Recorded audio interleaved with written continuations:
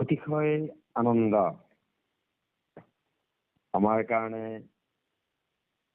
আমাৰ পৰম গৌৰৱৰ বিষয় এই যে এই ভকতি প্ৰসাদ অনুষ্ঠানটোৰ যোগেৰে গুৰুজনাৰ জীৱনৰ সৰ্বস্বৰূপ কীৰ্তন ঘোষাৰ দৰে মহিমা মণ্ডিত, কীৰ্তন ঘোষাৰ দৰে এখনি জনপ্ৰিয়, কীৰ্তন ঘোষাৰ দৰে সৰ্বজন গ্ৰাহ্য, সৰ্বজন সমাদৃত এই মহাগ্ৰন্থখনিৰ এটি আলোচনাত অংশ ল'বলৈ পাই আমি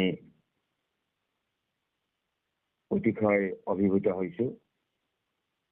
বিশেষভাৱে ভকতি প্ৰসাদৰ সমস্তজন ভকতৰ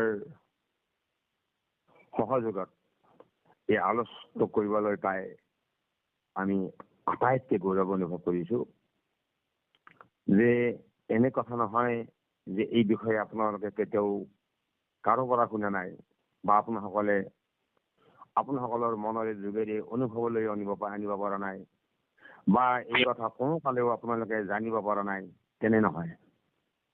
কাৰণ এখন সৰ্বজন গ্ৰাহ্য মহাগ্ৰন্থৰ বিষয়ে নিশ্চয় একো নাজানিলেও, আমি জীৱনত একো নাজানিলেও, একো নুশুনিলেও, একো গ্ৰন্থ নপঢ়িলেও, একো কথা মনত নাথাকিলেও এটা কথা আমি ডাঠি ক'ব পাৰো যে আমি এখন গ্ৰন্থৰ নাম সকলোৱে শুনিছো, সেইখন হৈছে কীৰ্তন ঘোষা।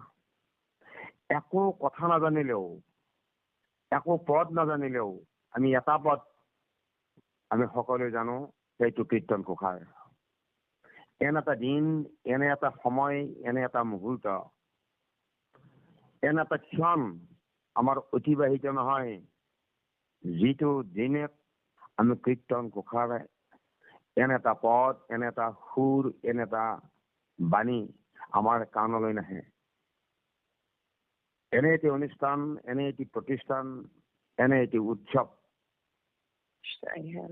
এনে এটি নামঘৰ নাই য'ত কীৰ্তন ঘোষাৰ এটা বাণী উচ্চাৰিত নহয়। সেইদৰে এই মহাগ্ৰন্থখনি আলোচনা কৰিবলৈ আমাক দিয়াৰ বাবে আমি সকলোৰে প্ৰতি কৃতজ্ঞতা জনাইছো, কাৰণ সকলোৰে পৰিচিত। গতিকে যিটো বিষয় নিৰ্ধাৰণ কৰি আমাক দিয়া হৈছে যে কীৰ্তন ঘোষাৰ সাহিত্যিক মূল্য, মই ভাবো যে মহাপুৰুষ শ্ৰীমন্ত শংকৰদেৱে দৰাচলতে গ্ৰন্থখনি প্ৰণয়নৰ আঁৰত সাহিত্যৰ কাৰণেই এই গ্ৰন্থখনি লিখিছিল নেকি, বা সাহিত্য পুথিৰূপে এই গ্ৰন্থখন প্ৰণয়ন কৰিছিল নেকি। কিন্তু আমাৰ অনুভৱ হয় যে মহাপুৰুষৰ সমস্ত ৰচনাৱলী উদ্দেশ্য আছিল কৃষ্ণ ভক্তি প্ৰকাশ কৰিবলৈ উদ্দেশ্যে তেওঁ গ্ৰন্থ ৰচনা কৰিছিল। তো সাহিত্য ৰচনা কৰিবৰ কাৰণে সাহিত্য পুথিৰূপে তেওঁ এখন গ্ৰন্থ ৰচনা কৰা নাছিল। গতিকে সাহিত্য যিবোৰ ৰচনা নকৰিলেও বা তাৰ উদ্দেশ্য তাৰ লগত জড়িত নাথাকিলেও মহাপুৰুষৰ ৰচনাসমূহত অসমীয়া সাহিত্যৰ, ভাৰতীয় সাহিত্যৰ সৰ্বোচ্চ লক্ষণ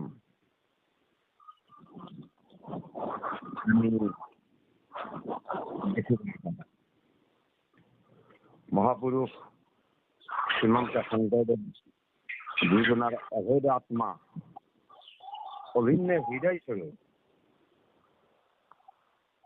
মাধৱদেৱ মহাপুৰুষে তেখেতৰ জীৱনৰ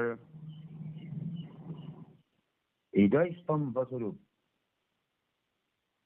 নামঘোষাত গুৰুজনাৰ এটা এই গ্ৰন্থখনৰ সন্দৰ্ভত অনুৰণন আমি দেখিবলৈ পাইছো। পৰম কৃপালু শ্ৰীমন্ত শংকৰে লোকক হৰিয়াদায়া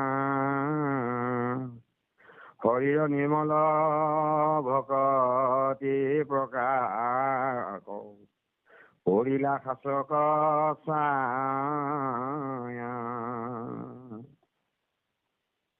ভকতি প্ৰকাশ, কৃষ্ণ ভক্তি প্ৰকাশ, এই তেওঁৰ মূল শাস্ত্ৰসমূহৰ ৰচনাৰ অন্তৰালত থকা অন্তৰ্নিহিত উদ্দেশ্য। যি কি নহওক, ভক্তি ধৰ্ম প্ৰচাৰৰ নিমিত্তে মহাপুৰুষে ৰচনা কৰা সমস্ত ৰচনাসমূহৰ মাজেৰে ভাৰতীয় সাহিত্যৰ সৰ্বোচ্চ লক্ষণ যিহেতুকে সৰ্বজন বিদিত, বা সেই লক্ষণসমূহ আমি দেখিবলৈ পাওঁ, সেইফালৰ পৰা কীৰ্তন ঘোষাৰ সাহিত্যিক মূল্য আমি নুই কৰিব নোৱাৰো। যি কি নহওক, গুৰুজনাৰ সমস্ত ৰচনাৱলী সমূহৰ ভিতৰতে আজিৰ আলোচ্য বিষয় এই কীৰ্তন ঘোষাৰ শাস্ত্ৰখনে এক সুকীয়া ঠাই দখল কৰি বৈষ্ণৱ সাহিত্যৰ কীৰ্তিস্তম্ভ স্বৰূপে প্ৰতীয়মান হৈ আছে। সেইৰূপে কীৰ্তন সাহিত্যও আনহাতে ধৰ্মপুথি ৰূপেও আৰু গুৰুজনাৰ দাৰ্শনিক মতবাদ প্ৰতিষ্ঠিত এখনি অনুপম দাৰ্শনিক গ্ৰন্থ ৰূপেও পৰিগণিত হৈছে। যিহেতু ভকতি প্ৰকাশক এখনি নিৰ্মল পবিত্ৰ ধৰ্ম গ্ৰন্থ হিচাপে গুৰুজনাৰ কীৰ্তন শাস্ত্ৰখনিয়ে ভক্ত সমাজত যি শ্ৰদ্ধা ভক্তি বা সমাদৰ লাভ কৰি আহিছে, তেনেদৰে অসমীয়া সাহিত্যৰ সোৱাদ বিলোৱাৰ এখনি মনোৰম ধৰ্মগ্ৰন্থ ৰূপেও অসমীয়া সাহিত্যৰ বৰ সমাজখনত এই গ্ৰন্থখনিয়ে বিপুল সমাদৰ অৰ্জন কৰিবলৈ সক্ষম হৈছে। মন কৰিবলগীয়া কথা এই যে অতিশয় প্ৰাঞ্জল ভাষাৰ মনোৰম প্ৰকাশ, গুৰুজনাৰ অনবদ্য সম্ভাৰ কীৰ্তন ঘোষা শাস্ত্ৰখনি এটি মুদ্ৰাৰ ইপিঠি আৰু সিপিঠি হিচাপে ভক্ত আৰু সাহিত্যিক এই দুয়োখন বৰ সমাজতে আগস্থান পাইছে। সেয়ে কীৰ্তন ঘোষা কেৱল এখন ধৰ্মগ্ৰন্থই নহয়, আমাৰ জাতীয় জীৱনৰ এক অক্ষয় সম্পদ, ধ্ৰুপদী সাহিত্য কৃতি, আনহাতে অসমীয়াৰ এক জীৱনী শক্তিও, এক জাতীয় অনুষ্ঠানো এইৰূপে কীৰ্তন এক মহান সৎসংগ।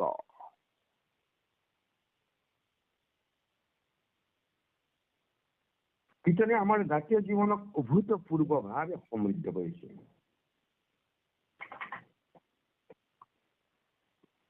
কীৰ্তন ঘোষা গুৰুজনাৰ ভক্তি তত্ত্ব, ধৰ্ম, সাহিত্য, সংস্কৃতি, দৰ্শনৰ একোখনি মূল্যৱান গ্ৰন্থ হিচাপে অদ্বিতীয় আৰু এক শাশ্বত দলিল ৰূপে আমাৰ মাজত অসমীয়া ভাষা সাহিত্য সংস্কৃতিৰ মাজত সমাদৃত হৈ থাকিব। এইখিনিতে এষাৰি আমাৰ অসমীয়া সাহিত্য ৰথী বেজবৰুৱাৰ কীৰ্তন ঘোষা সন্দৰ্ভত আগবঢ়োৱা মূল্যৱান কথা মনলৈ আহিছে। মন পৰিছে। ধৰ্ম প্ৰচাৰ, ধৰ্ম শিক্ষা আৰু ধৰ্ম জীৱন গঢ়িবৰ নিমিত্তে ভাৰতবৰ্ষৰ কোনো ভাষাত, কোনো প্ৰদেশত আমাৰ এই অসমীয়া কীৰ্তন পুথিখনৰ নিচিনা সৰ্বাংগ সুন্দৰ বৃহৎ পুথি নাই।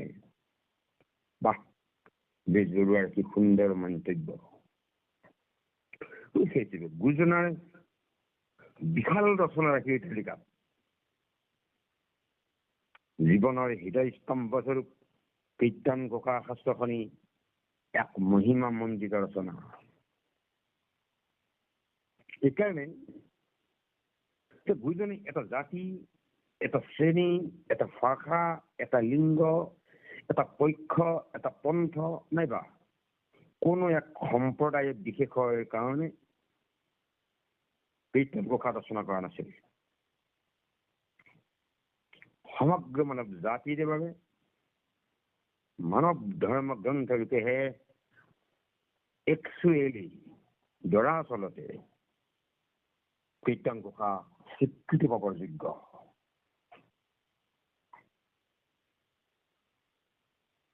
কীৰ্তন ঘোষা অসমৰ সকলো কালৰ, সকলো শতাব্দীৰ মহত্তম গ্ৰন্থ ৰূপে সৰ্বজন গ্ৰাহ্য।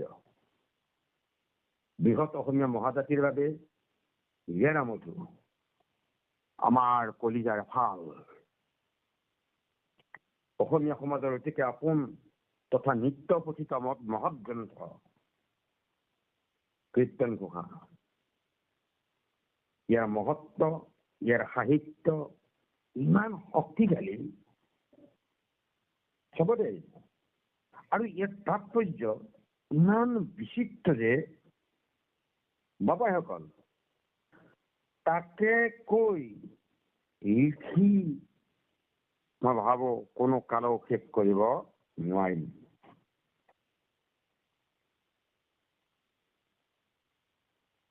অসমৰ লোকজীৱনৰ লগত লোক সাহিত্য, লোক সংস্কৃতিৰ লগত সম্পৃক্ত হৈ থকা আটাইতকৈ জনপ্ৰিয় গ্ৰন্থখনেই হ'ল কীৰ্তন ঘোষা।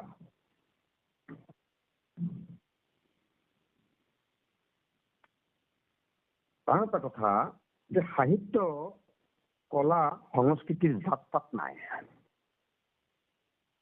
ধৰ্মও নাই, বৰ্ণও নাই, আৰু সকলো লোকৰ কাৰণে।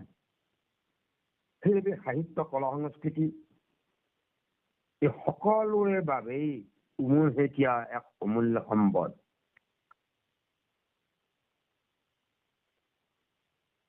সমন্বয়ৰ সুৰধ্বনি জংকৃত হৈ থকা গুৰুজনাৰ অনুপম সনাতন ভক্তি সাহিত্য, মানৱতা সুৰৰ ব্যঞ্জনেৰে সমৃদ্ধ কীৰ্তন ঘোষা পুথিখনি সকলো জাতি জনগোষ্ঠীৰ অমূল্য ৰত্ন।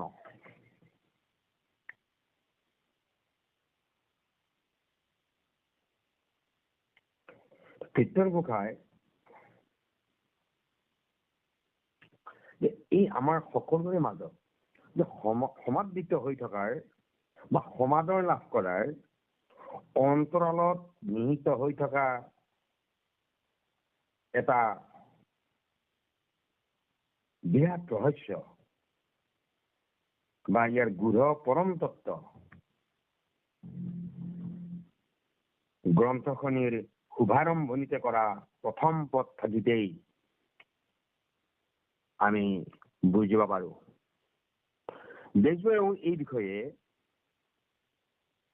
এটা মন্তব্য আমালৈ আগবঢ়াইছিল যে গুৰুজনে আন একো নকৰি কেৱল কীৰ্তনৰ সেই পদ সেই প্ৰথম শাৰীকেইটাই, সেই প্ৰথম কীৰ্তনৰ দুটা শাৰীয়েই লিখি থৈ গলহেঁতেন, তথাপিও গুৰুজনে আমাৰ মাজত চিৰদিন চিৰকাল অমৰ হৈ থাকিলহেঁতেন। গতিকে সেইকাৰণে সেই পদ থাকি প্ৰথমে প্ৰণাম ব্ৰহ্মৰূপী সনাতন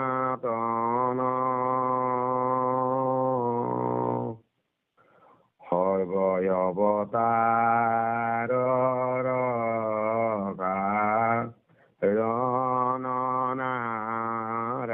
নাৰায়ণ। আন একো নকৰি গুৰুজনে যদি হ'ল এই দুটি পদকেই আমাৰ মাজত দি থৈ গ'লহেঁতেন, তথাপিও গুৰুজনে বোলে চিৰদিন চিৰকাল অমৰ হৈ থাকিলেহেঁতেন বুলি আমাৰ বেজবৰুৱাই উল্লেখ কৰি গৈছে। কি অবালো এই গ্ৰন্থখনি ইমান পদ, ইমান প্ৰকাশ থকা স্বত্বেও কেৱল এই দুটা পদতেই গোটেই কীৰ্তনখন সোমাই থকা বুলি ইমান মূল্য নাই দুটা পদৰ। কিয়? সেইকাৰণে যদি আমি এই পদ কেইটি ভাগি লৈ আমি যাওঁ, মই ভাবো যে অসমীয়া সমাজৰ সকলো লোকৰে আন একো মনত নাথাকিলেও এই পদ দুটি সকলোৰে মনত আছে, সকলোৱে এই পদ কেইটা গাব পাৰে। কি শিক্ষিত, কি অশিক্ষিত, সকলোৰে কাৰণে। গতিকে সেইকাৰণে এই পদ্ধতিৰ সাধাৰণ এটি কথালৈ মন কৰক। প্ৰথমে প্ৰণাম ব্ৰহ্মৰূপী সনাতন। প্ৰথমে প্ৰণাম জনাইছে ব্ৰহ্মৰূপী গুৰুজনাৰ দৃষ্টিভংগী মন কৰিব। ব্ৰহ্মৰূপী কিয়? প্ৰশ্ন আহিছে আমাৰ। প্ৰণাম জনাব লাগে ব্ৰহ্মলৈ, ব্ৰহ্মৰূপী কিয়? আমি ব্ৰহ্মহে জানো। ব্ৰহ্ম পৰমাত্মা ভগৱন্তই একে তত্ত্ব, তিনি ৰেখে একে নাম লেখন ভেদত। গুৰুজনে কিয় নকলে বাৰু প্ৰথমে প্ৰণাম ব্ৰহ্ম সনাতন বুলি? কি বুলি কলে? ব্ৰহ্মৰূপী।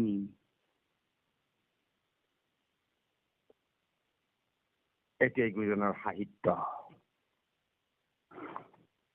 কোনে ব্ৰহ্মা বুলিও কব খোজে, প্ৰথমে প্ৰণাম ব্ৰহ্মা, ব্ৰহ্মা নহয় ভুলিছে, এইটো আকাৰডাল লগাই দিব লাগিব। এতিয়াই গুৰুজনাৰ সাহিত্য। এই আকাৰডাল আৰু এই ৰূপী, এইকেইটা শব্দই ব্ৰহ্মৰ স্বৰূপ নিৰ্ণয় কৰে। আকাৰডাল দিয়াৰ লগে লগে ব্ৰহ্মা হৈ গল, যি ব্ৰহ্মাৰ সৃষ্টি কৰ্তা ৰূপে। আকৌ ৰূপী শব্দটো কি দিলে? ৰূপী মানে ব্ৰহ্ম ৰূপ থকা বুজায়। তাৰ মানে ব্ৰহ্ম ৰূপ আছে।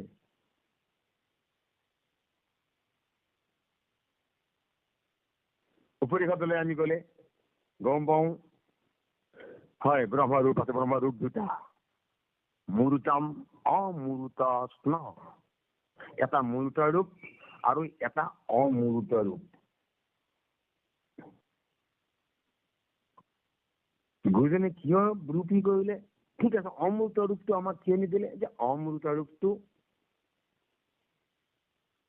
মানুহতো কথাই নাই, দেৱতাসকলৰ কাৰণে অবাস্তৱ, অচিন্তনীয়, অকল্পনীয়, অতিশয় কৃচ্ছ সাধনা। সেইকাৰণে আমাৰ দৰে লোকসকলৰ কাৰণে, ভকতসকলৰ কাৰণে অতি সহজতে, অতি সততে, সততে যিটো আচৰিব পাৰে, সেই নাম ধৰ্ম প্ৰচাৰিলে শংকৰে। সহজে সততে চিন্তা কৰিব পৰা, সহজে সততে আচৰণ কৰিব পৰা, সহজে সততে পালন কৰিব পৰা ধৰ্ম, যি উদ্দেশ্যেৰে মহাপুৰুষে আমালৈ দি থৈ গৈছে, সেই উদ্দেশ্যেৰে আমাৰ আৰাধ্য দেৱতাৰ সহজে সততে চিন্তা কৰিবৰ কাৰণে তাকে ভকতজনে চিন্তে সৰ্বক্ষণে নিচল নিৰ্মল ৰূপ সূক্ষ্ম যিটো স্বামী দেৱে জানতে নন্দনানন্দ কেনে জানো আমি। সেইকাৰণে অপৰ তোমাৰ ৰূপ যাৰ বুজে চাৰি ইন্দ্ৰিয়া ৰত্নৰ মুকুটে হেমহাৰ ইয়াত অচিৰ বৎসৱ গলে বনমালা যাৰ সেই মূৰ্তিকা আৰাধন কৰে বদনে তাকে ভকতজনে চিন্তা সৰ্বক্ষণে। ভকতসকলে চিন্তা কৰিব কাৰণে ব্ৰহ্মৰ সেইটো মূৰ্ত অমূৰ্ত স্ন, অৰ্থাৎ ব্ৰহ্মৰ সেই চিন্তা কৰিব পৰা যিটো মূৰ্তি স্বৰূপ, মূৰ্ত ৰূপ, সেই মূৰ্ত ৰূপটো আমাৰ ৰূপে গুৰুজনে সৰ্বপ্ৰথমে প্ৰণাম জনাই সমস্ত মানৱ কুলৰ মানৱ জাতিৰ দৃষ্টি আকৰ্ষণ কৰিছে। সেইজনে নাৰায়ণ, সেইজনে সকলো অৱতাৰৰ কাৰণ। কীৰ্তনৰ এই অৱতৰণ কৰা কীৰ্তনৰ যি ব্ৰহ্ম, ঋগ্বেদৰ সৰ্বং খলবিদং ব্ৰহ্ম, তেওঁ বিষ্ণু, তেওঁ কৃষ্ণ, তেওঁ হৰি নাৰায়ণ সৰ্ব অৱতাৰৰ কাৰণ। আৰু এই ব্ৰহ্মই হল জগতৰ আধাৰ। সেইদৰে বিত্ত কেন্দ্ৰিক এই ব্ৰহ্ম কীৰ্তন ঘোষাৰো কেন্দ্ৰ স্বৰূপ।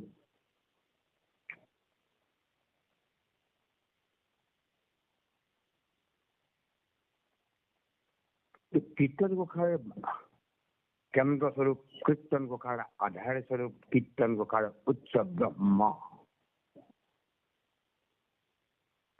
কীৰ্তন ঘোষা কিহৰ সমষ্টি? শব্দৰ সমষ্টি। শব্দই ব্ৰহ্ম। ব্ৰহ্মই সত্য, সত্যই শিৱ আৰু সুন্দৰ। সেয়েহে সাহিত্য পৰম ব্ৰহ্মৰ সত্যং শিৱং সুন্দৰং, সত্য শিৱ আৰু সুন্দৰৰ আৰাধনা। আদৰ্শ মানৱত্বৰ ঈশ্বৰটো লাভৰ একমাত্ৰ উপায়। ইয়াকে দীঘল আমাৰ কৃপালু মহাপুৰুষ গুৰু শ্ৰীমন্ত শংকৰদেৱে।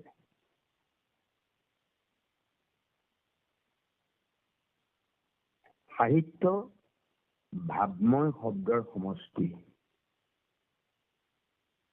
ভাৱময় শব্দৰ সমষ্টি।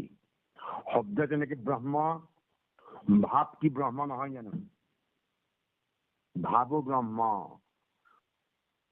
মহাপুৰুষ মাধৱদেৱে জনাইছে, তুমি সে সমস্ত, তুমি সে চৈতন্য সমস্ত, ভৱ ভাৱন্তা।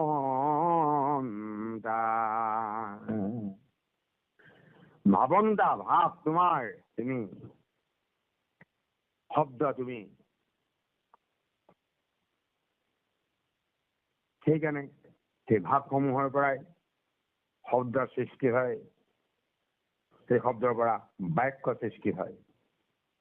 বাক্যম ঋষৎবাকম কাব্যম। কাব্য শব্দকে সাহিত্যকে বুজাইছে।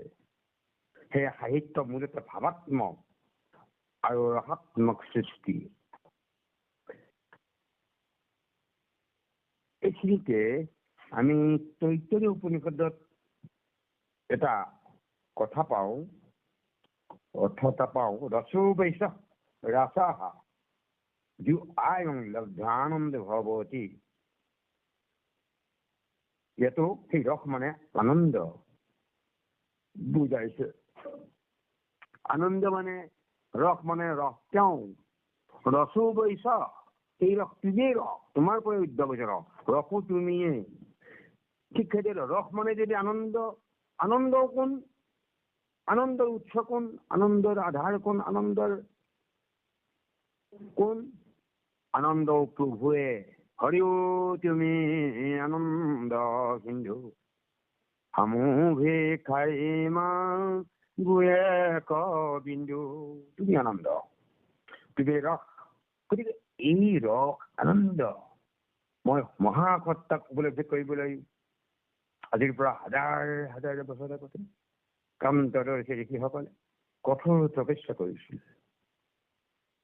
আৰু যেতিয়াই সেই সত্তাক পাইছিল, তেতিয়াই দুখ সুখেৰে অধিক পূৰ্ণানন্দ অৱস্থা লাভ কৰিছিল। আৰু এই অৱস্থাতে সিদ্ধ ঋষিসকলে গম্ভীৰ স্বৰেৰে ঘোষণা কৰিছিল, আনন্দং ব্ৰহ্মতি, আনন্দই ব্ৰহ্ম।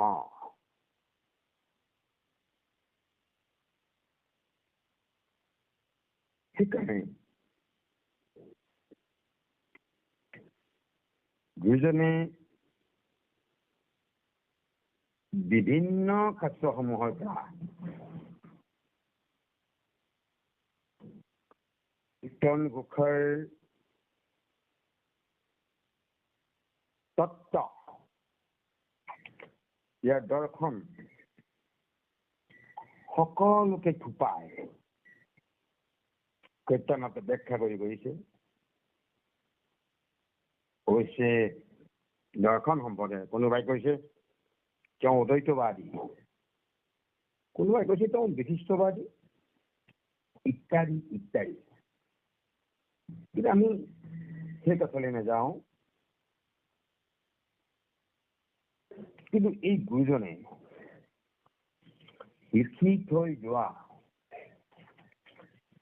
বিভিন্ন শাস্ত্ৰৰ পৰা বিশেষ জ্ঞান তেওঁ আহৰণ কৰি কীৰ্তন ঘোষা ছখনি পদ, দুলৰি, ঝুমুৰি, ছবি আদি বিবিধ ছন্দৰ সাজিৰে সজুৱাই এক উচ্চ খাপৰ ভাষাৰে মৰ্যাদা দিয়াই মানৱৰ আত্মনাত্মক দ্ৰৱীভূত হ'ব পৰাকে বিভিন্ন ঘোষা পদৰ মাজেৰে সুৰ সঞ্চাৰ বন্ধাই বিষয়বস্তু গভীৰ ভাৱৰ মধুময় কৰি তুলি সনাতন সত্যক উপলব্ধি কৰিবৰ নিমিত্তে ৰচনা কৰা কীৰ্তন ঘোষাই নতুন প্ৰাণৰ সঞ্চাৰ কৰি এক সৰ্বভাৰতীয় মহাজাতীয় চৈতন্যৰ লগত ইয়াৰ ঐক্য ভাৱ স্থাপন কৰিছিল। আমি সৰু হৈ থাকোঁতে এটা প্ৰবন্ধ পঢ়িছিলো কীৰ্তন সম্পৰ্কে। এই প্ৰবন্ধ লিখিছিল এগৰাকী বিশিষ্ট লব্ধ প্ৰতিষ্ঠ সাহিত্যিক জ্ঞাননাথ বৰা। আপোনালোকে নাম শুনিছে নিশ্চয়। তেওঁ কীৰ্তনৰ সেই প্ৰবন্ধটিত কীৰ্তন সম্পৰ্কে বৰ ক্ষুদ্ৰভাৱে লিখিছে যে কীৰ্তনত কেৱল পদৰ লয় আৰু কৃষ্ণলীলাৰ অদ্ভুত দীঘটা নাই। ইয়াত আৰু এটা বস্তু আছে। ই অতদিন পদবিলাকৰ মাজত লুকাই আছে। ই সাহিত্য। গতিকে এই সাহিত্য যি মধুপান, সাহিত্যিকসকলে ইয়াৰ পৰা সেই সাহিত্যৰ মধুপান লৈ গৈছে। আৰু সাধুপান নিলেও সাহিত্যৰ সেই গ্ৰন্থখন মই আগতে উল্লেখ কৰিছিলোঁ। কীৰ্তন কেৱল সাহিত্যই নহয়, কীৰ্তন ধৰ্ম পুথিহে মূলতঃ। কাৰণ ভক্তি ধৰ্মৰ বাণীহে প্ৰচাৰ কৰাৰ মুখ্যতঃ প্ৰয়াস আছিল কীৰ্তন ঘোষাৰ জৰিয়তে গুৰুজনাৰ। ৰাজকীয় সন্মান তথা সামাজিক মৰ্যাদাৰ লোভত কৰি শংকৰদেৱে গ্ৰন্থ ৰচনা কৰি সাহিত্যৰ সৃষ্টি কৰা কোনো নজিৰ কোনো কালেই আমি নেপাওঁ। নাইবা শ্ৰেষ্ঠ সাহিত্য সৃষ্টি কৰাৰ উদ্দেশ্যক লৈ মহাপুৰুষে কোনো গ্ৰন্থ ৰচনা কৰা নাছিল। কিন্তু এটা যুগ সত্য যে একমাত্ৰ কৃষ্ণ ভক্তি মহাত্মা প্ৰচাৰৰ উদ্দেশ্যকে আগত লৈ পৰম কৃপা শ্ৰীমন্ত শংকৰদেৱে তাৰ কাব্য, নাট, বৰগীত আৰু ভক্তি তত্ত্ব বিষয়ক কিমান ৰচনা সম্ভাৰ প্ৰণয়ন কৰিছিল। এই সকলোবিলাক প্ৰধানতঃ ভক্তি ধৰ্ম নিৰূপক গ্ৰন্থ হিচাপে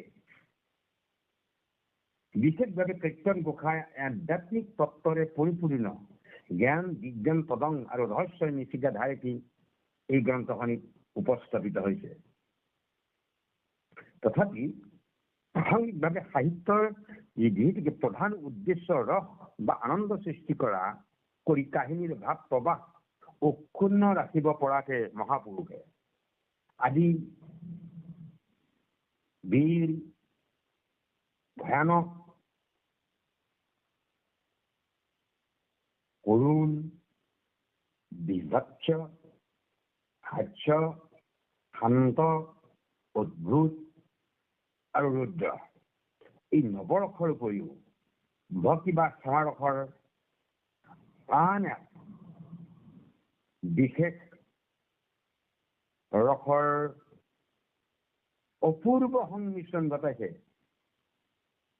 অৰ্থাৎ কীৰ্তনৰ দশৰসৰ উদ্ভৱ হৈছে। দশৰসৰ যদিও নৱৰসৰ সাহিত্যিকসকলে নৱৰসৰ অনুদান দিছে, আমাৰ কীৰ্তনত আন এক ভক্তি বা সেৱাৰসৰ সংযোগ ঘটি দশৰসৰ সংমিশ্ৰণ হৈছে। কিন্তু কীৰ্তনে কাব্য আৰু ভক্তি তত্ত্ব উভয়কে একোটা মানসিক স্তৰলৈ তুলিব পাৰিছে। লীলা আৰু তত্ত্বজ্ঞানৰ সাধনৰ ব্যৱস্থাও ইয়াত মনস্তাত্ত্বিক আধাৰত কৰা হৈছে। ধৰ্মীয় আদৰ্শ আৰু কলাত্মক ৰুচিৰ সহায়েৰে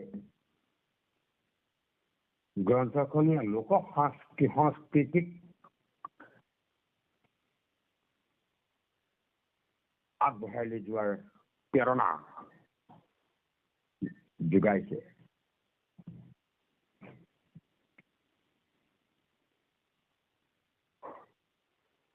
যিকি নহওক, আমাৰ এই কীৰ্তন ঘোষাখনিৰ মাজত বিভিন্ন খণ্ডবিলাকৰ মাজেৰে আমি যদি চাওঁ, বিশেষকৈ প্ৰহ্লাদ চৰিত্ৰ, শংকৰদেৱে যি অনুপম বৰ্ণনা, বৈকুণ্ঠপুৰীৰ যি অবিকল বৰ্ণনা দিছে, যে ভক্ত প্ৰহ্লাদৰ ভগৱত ভক্তি, ভাতৃহন্তা ভগৱান বিষ্ণুৰ প্ৰতি হিৰণ্যকশিপুৰ দব্দপাই জ্বলা অগ্নিমেকৰ স্ফটিকৰ তম্ভৰ পৰা ওলোৱা নৃসিংহৰূপী ভগৱানৰ ভয়ংকৰ দৃষ্টিৰ মূৰ্তি, ঠিক সেইদৰে গজেন্দ্ৰ পক্ষণত ক্ষীৰসাগৰৰ বৰ্ণনা, নদ নদী ফল ফুলৰ বৰ্ণনা, চৰাই চিৰিকটিৰ মনোৰম বৰ্ণনা, ব্যাস গজেন্দ্ৰৰ যুদ্ধৰ বৰ্ণনা, আকৌ অজামিল উপাখ্যানত যমদূতৰ বৰ্ণনা, যমদূতৰ মুখেদি বিষ্ণু পাৰিষদৰ বৰ্ণনা, ছবি মহাপুৰুষৰ কেইডালমান ৰেখাৰে কান্তিময় ভ্ৰু, তিল ফুলি নাক, ৰাতুল অধৰ, মুকুতাবনী, দাঁত আদি দি সম্পূৰ্ণ কৰিছে। গজৰ মুকুতাৰ হাৰ, খেজুৰ কংকন, সোণৰ কাঞ্চি কিংকিনি পিন্ধাই দিছে। আকৌ শ্ৰীকৃষ্ণৰ বৈকুণ্ঠ পুৰাণ খণ্ডত ভক্তভাগৰ উদ্ধৱৰ দুখ সুখ বেধৰ অনুনয় বিনয় কাকুতি মিনতি, আকৌ যদুবংশত ধ্বংসত নাৰীসকলৰ হৃদয় বিদাৰক কান্দনৰ চকুপানী এই খণ্ডটি ভৰি আছে। তাৰ বৰ্ণনা দি অন্ত কৰিব নোৱাৰি। সেইবাবে পুনৰ মই আকৌ উল্লেখ কৰিছো, দোহাৰিছো যে জ্ঞাননাথ বৰদেৱে আকৌ সেই তেওঁৰ কীৰ্তনৰ নামৰ সেই প্ৰবন্ধটিত তেওঁ প্ৰসংগত উল্লেখ কৰি গৈছে যে কীৰ্তনত হৰ্ষ বিষাদ, প্ৰেম, বিৰহ, ক্ৰোধ, ক্ষমা আদিয়ে জুমুৰি পাতিছে। ইয়াত নৱৰসৰ মিলন ঘটিছে। কীৰ্তনৰ সাহিত্য বৰ্ণনা কৰিব নোৱাৰি। তাত মনেৰে চাকি বিমল আনন্দ কেৱল মাত্ৰ উপভোগহে কৰিব পাৰি। কীৰ্তনৰ সাহিত্য বৰ্ণনা কৰিবলৈ প্ৰয়াস কৰিলে কীৰ্তনৰ কবিত্ব, কীৰ্তনৰ সাহিত্য, কীৰ্তনৰ সৌন্দৰ্য দৰাচলতে লোভ হৈ যাব। কাৰণ কীৰ্তন সাহিত্যৰ গঁৰাল। ই কাক কি দিয়া নাই, কি পুৰুষ, কি তিৰোতা, কি ল'ৰা, কি বুঢ়া, কি কবি, কি মূৰ্খ, আটাইসকলে ইয়াত মুগ্ধ হৈছে। যিসকলে সাহিত্যৰ মূল নুবুজে তেওঁলোকেও ইয়াৰ লয়ত মুগ্ধ হৈছে। যিবিলাকে সাহিত্য কি তাৰ ফু নাপায়, তত্ত্ব পায়, তেওঁবিলাকে ইয়াৰ পৰা সাহিত্য মধুনী মহাৰংগে ইয়াক চাকিবলৈ ধৰিছে। সেইকাৰণে অসমীয়া মহাজাতিৰ বাপতি সাহোন কীৰ্তন ঘোষাই শ্ৰেষ্ঠ সাহিত্য কেইটি অৰ্জন কৰিছে মহাপুৰুষ শ্ৰীমন্ত শংকৰদেৱৰ কলমৰ মাজেৰে। গ্ৰন্থই যিদৰে শ্ৰেষ্ঠ সাহিত্যৰ শাৰীত স্থান পাইছে, তেনেদৰে গ্ৰন্থকাৰ শ্ৰীমন্ত শংকৰ শ্ৰেষ্ঠ সাহিত্যিক হিচাপে এই গ্ৰন্থখনিৰ মাজেৰে গুৰুজনে শ্ৰেষ্ঠ সাহিত্যিক হিচাপে প্ৰতীয়মান হৈছে।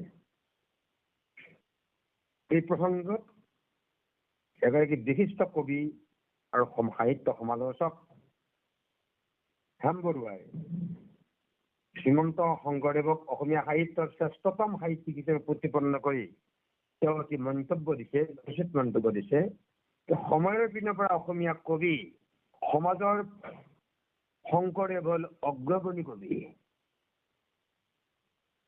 প্ৰতিভাৰ পিনৰ পৰা সবাতোকৈ শীৰ্ষস্থানীয় কবি। কবি শিল্পী স্বৰূপে শংকৰদেৱৰ প্ৰতিভা অতুলনীয়। ৰচনাশৈলী প্ৰাঞ্জল আৰু কুঞ্জত কটা। সংস্কৃত ভাষা সাহিত্যৰ পণ্ডিতই এইজনা কবি শিল্পীক ভাৰতীয় কাব্য বুৰঞ্জীত এক বিশিষ্ট স্থান দিছে। কবিৰ ভাৱৰ গাম্ভীৰ্য ভাষা আৰু অনুভূতিৰ বিচক্ষণতা এইষাৰ কথাকেই প্ৰতিপন্ন কৰে। সেই বিশিষ্ট সাহিত্য আৰু সংস্কৃতিৰ গৱেষক স্বনামধন্য বাণীকান্ত কাকতিদেৱেও একেসুৰতে গালে যে সাহিত্যৰ গুৰু শংকৰ, সাহিত্য ৰাজ্যৰ ৰজা শংকৰ, সমাজ গঢ়োতা শংকৰ, সমাজৰ নেতা শংকৰ। গতিকে এইগৰাকী বিশিষ্ট লেখক, বিশিষ্ট সাহিত্যিক, সাহিত্য নিৰ্মাতা, সাহিত্য সৃষ্টিকাৰী গুৰু শ্ৰীমন্ত শংকৰদেৱে, মই আগতে উল্লেখ কৰিছো সাহিত্যৰ কাৰণে যদিও এই গ্ৰন্থখন ৰচনা কৰা নাছিল, তথাপিতো অসমীয়া সাহিত্যৰ সৰ্বশ্ৰেষ্ঠ এখনি সাহিত্য ৰূপে কীৰ্তন ঘোষাই আমাৰ মাজত বিপুল সমাদৰ অৰ্জন কৰিবলৈ সক্ষম হৈছে। কিন্তু আজি আমি যিখন গ্ৰন্থ কীৰ্তন ঘোষা, যিটো আকাৰত আমি যিদৰে আমি একেলগে পাইছো হয়তো, কিন্তু এই গ্ৰন্থখন গুৰুজনে তেনেকে সজোৱা নাছিল।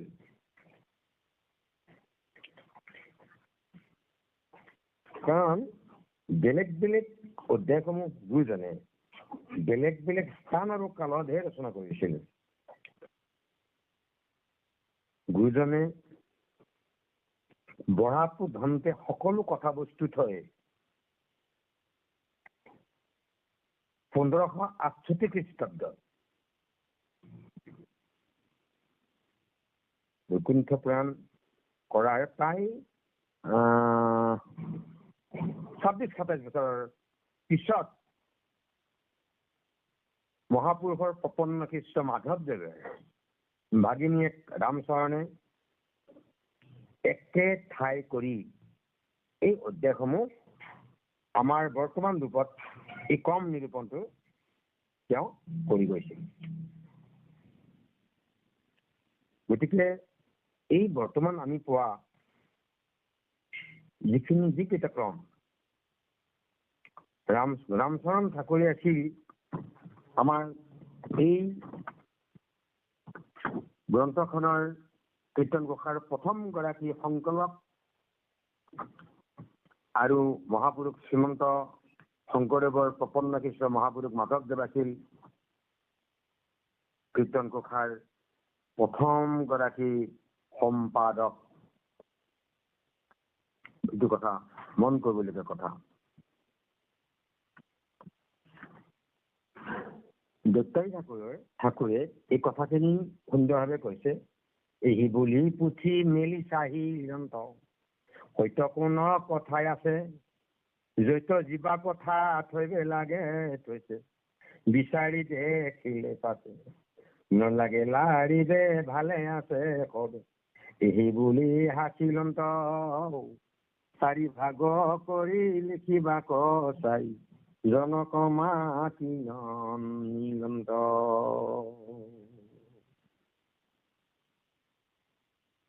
গতিকে মহাপুৰুষ মাধৱদেৱে বৰ আনন্দ পাইছিল। ৰামচৰণ ঠাকুৰে সংকলন কৰি আনি এইখিনি এক ঠাই কৰি যেতিয়া তেওঁ মহাপুৰুষ মাধৱদেৱৰ ওচৰত দিছিলহি, তেতিয়া আমি সেই অনুক্ৰমে আমাৰ বৰ্তমানৰ এই ক্ৰমখিনি আমি লাভ কৰিছো। গতিকে গুৰুজনাই এনেকুৱা এখন অনুপম ভক্তি বা সাহিত্য গ্ৰন্থ, আনহাতে ভক্ত সম্প্ৰদায়, আনফালে বিদ্বৎ সম্প্ৰদায়, এই দুইটি সম্প্ৰদায়ৰ মানুহৰ মাজত অনেক সাম্ভাব্য প্ৰশ্নৰ সমাধান ই সামৰি লৈছে। ভক্তিৰস, এফালে ভক্তিৰস আৰু আনহাতে এই বিদ্যায়তন দৃষ্টি,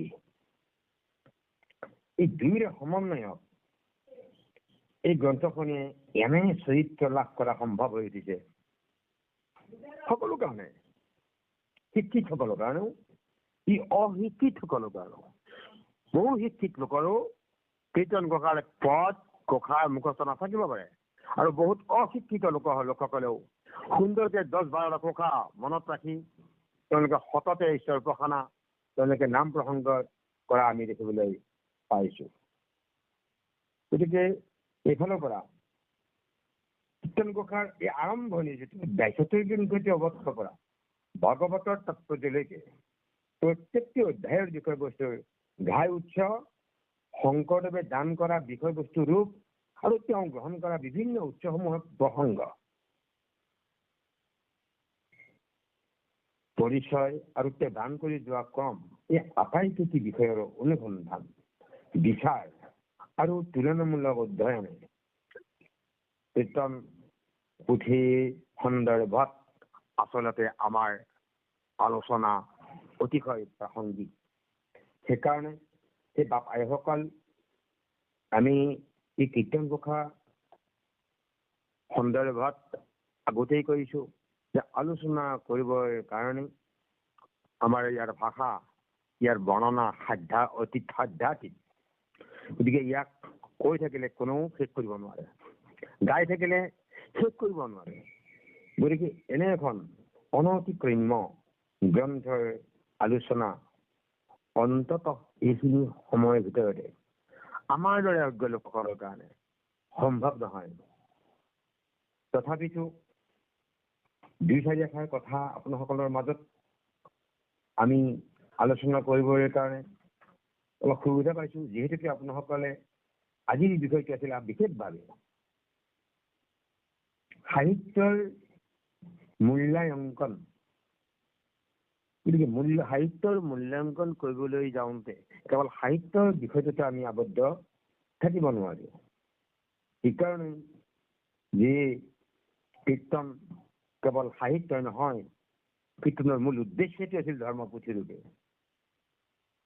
আৰু সেইকাৰণে শংকৰদেৱৰ যিখিনি লেখনি সমূহৰ পৰা তেওঁ নিজেই ওলোৱা কীৰ্তন ঘোষাৰ এই যিকেইটা খণ্ড, নাম অপৰাধ খণ্ড, তেওঁ পদ্মপুৰাণৰ পৰা, সেই ভক্তি গ্ৰন্থৰ পৰা, পাখণ্ড মণ্ডন খণ্ড শ্ৰীমদ ভাগৱত পুৰাণৰ পৰা, সেইখন ভক্তি গ্ৰন্থ, বিষ্ণু ধৰ্মোত্তৰাগম, বৃহৎ নাৰদীয় পুৰাণ, পদ্মপুৰাণ, সূত্ৰ সংহিতাৰ পৰা, আৰু বাকীখিনি গ্ৰন্থ বিষয়বস্তু শ্ৰীমদ ভাগৱত পুৰাণৰ পৰা সংগৃহীত কৰা। গতিকে সেইখিনি ভক্তি গ্ৰন্থসমূহৰ পৰা তেওঁৰ সংগ্ৰহ কৰা হৈছে। তেওঁৰ এই ইয়াৰ অধ্যয়নসমূহ যেটা আধাৰ গ্ৰন্থ হিচাপে বিভিন্ন পুৰাণ শাস্ত্ৰসমূহৰ পৰা কীৰ্তন ঘোষাৰ বিষয়বস্তু তেওঁ মহাপুৰুষে গ্ৰহণ কৰিছে বা সংগ্ৰহ কৰিছে।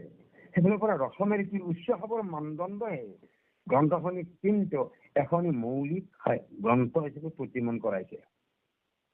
যদিও তেওঁ বিভিন্ন উৎসৰ পৰা এই গ্ৰন্থ উৎসবিলাক তেওঁ গ্ৰহণ কৰিছিল, কিন্তু মহাপুৰুষৰ হাতৰ পৰশেৰে এই গ্ৰন্থখনি এখনি মৌলিক গ্ৰন্থৰূপে প্ৰতিমন হৈছে। সেইকাৰণে হয়তো বেজবৰুৱাই কৈছে যে ভাষাৰ ললিত চন্দ্ৰৰ সুৰৰ লাৱণ্য, ভাষাৰ মৌৰ্য, ভক্তিৰ দৃঢ়তা, চিন্তাৰ উচ্চতা আদিৰ সমষ্টিৰে কীৰ্তন ৰচিত। কীৰ্তনৰ ভাষাৰ পবিত্ৰময় সৌন্দৰ্যৰ জটিল কথাৰ সৰ্বজন গ্ৰাহ্য সৰল অথচ সূক্ষ্ম প্ৰকাশ সেইভাৱে লক্ষণীয়। আমাৰ ভূপেন হাজৰিকাই বিশিষ্ট সংগীতজ্ঞ ভাৰত ৰত্ন কীৰ্তন ঘোষাৰ সন্দৰ্ভত এটা কথা কৈছিল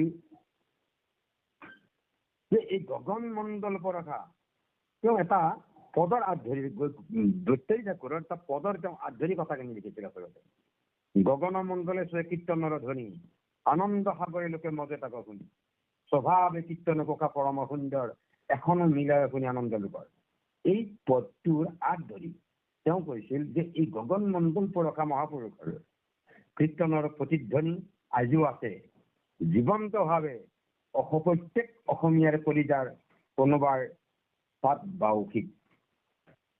গতিকে এই কীৰ্তনৰ এই সন্দৰ্ভত অসমৰ আটাইকেইগৰাকী সাহিত্যিক, আটাইকেইগৰাকী সমালোচক, আটাইকেইগৰাকী লেখকে কীৰ্তন ঘোষাৰ অধ্যয়ন, কীৰ্তনৰ চৰ্চা, আলোচনা কৰি গৈছে আৰু এই সন্দৰ্ভত বিভিন্ন মতবাদ তেওঁলোকে প্ৰকাশ কৰি গৈছে।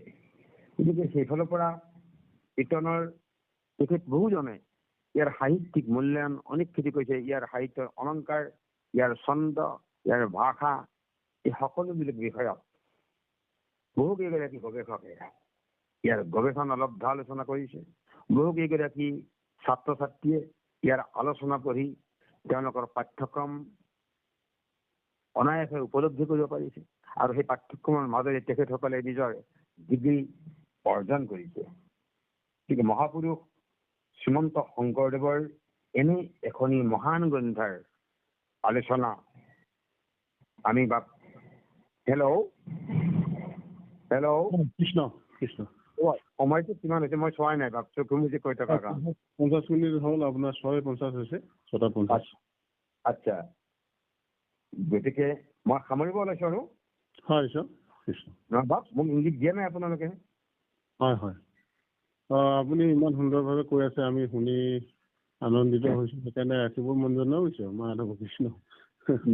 নহ'লেও বাপ এতিয়া মই সেইকাৰণে গুগল মিটৰ কথা ভাবিছিলো যে গুগল মিটত হ'লে আমি দেখি থাকিব পাৰো, ভকতসকলৰ লক্ষণটো গম পাওঁ, সময়টো তেনেকে গম পায়।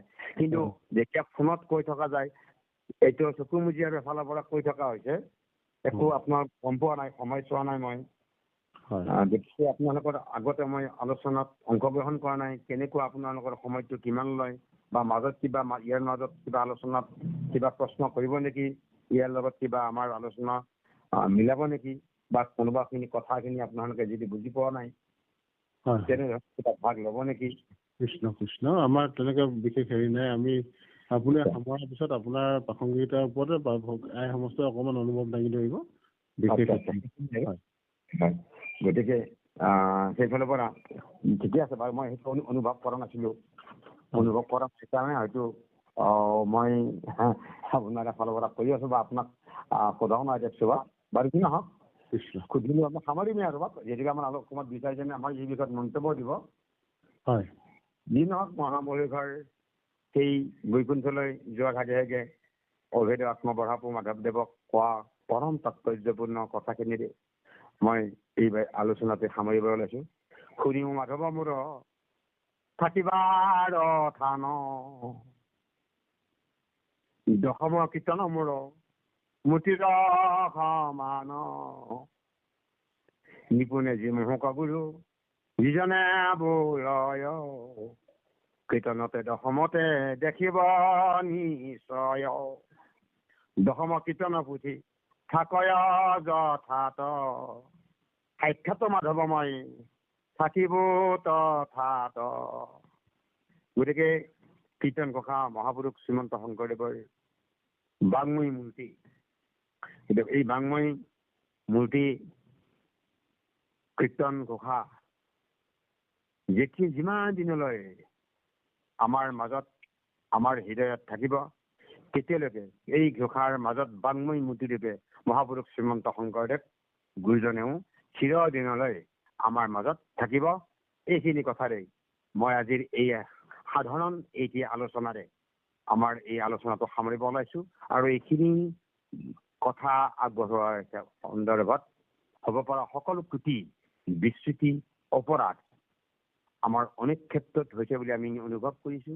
সকলোখিনি অপৰাধ আপোনাসকলৰ দাগ বুলি ভাবি আপোনাসকলৰ নিজ কৰুণা গুণে আমাক মাৰ্জনা কৰি ক্ষমা কৰিব বুলি আমি আপোনালোকৰ শ্ৰীচৰণত মহাপুৰুষৰ এভাগে বাণীৰে সেৱা জনাইছো। কৰ জোৰে বুঝলোক বোলো সমিও কমো কওঁ আমাৰ যোগাইতো কৰ্ম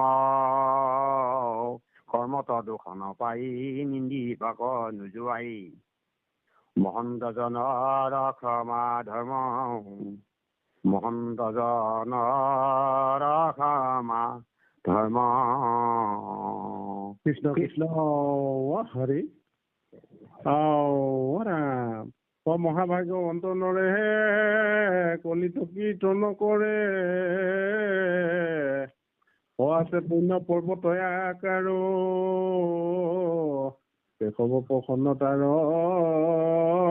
কহিলো হাৰতে সাৰ পঢ়িহে পাৰিলে সংসাৰৰ পাৰ পঢ়িহে পাৰিলে সংসাৰৰ পাৰ বিষ্ণুৰ পৰমপ্ৰিয় ভকত বান্ধৱ ভকতৰ জন মহাপ্ৰভু সিজনে পুৰৈ ৰামকৃষ্ণ কৌশৰী পাছে পাছে জানত কৃষ্ণ চক্ৰ কৰি ধৰি যেন ধেনু স্নেহ বাসুৰৰ পাছ লাগে ৰক্ষা কৰি বৃত্তক পুৰন্ত অনুৰাগে ৰক্ষা কৰি বৃত্তক পুৰন্ত লাগে। আমাৰ সন্মানীয় গুৰুজনী ভক্তিত গদগদ হৈ থাকি পালো।